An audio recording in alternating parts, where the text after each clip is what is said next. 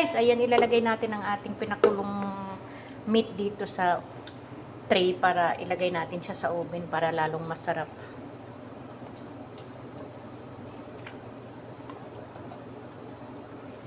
Wow. It's yummy.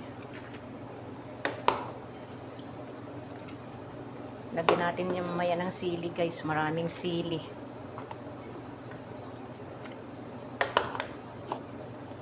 Tapos yung pinagtanggalan natin na yan guys ng karne, lalagay natin dyan ang bigas para malasa ang kanilang kanin.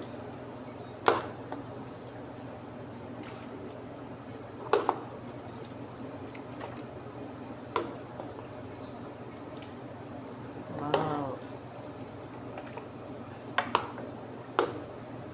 Lagyan natin siya ng maraming sili.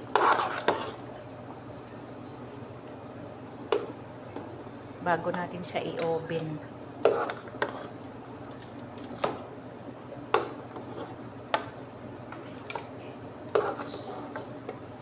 Dami pala.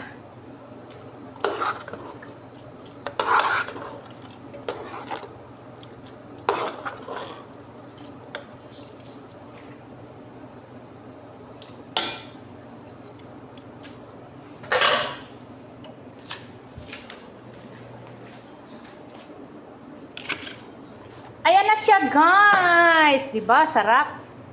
Nalagay natin siya sa oven para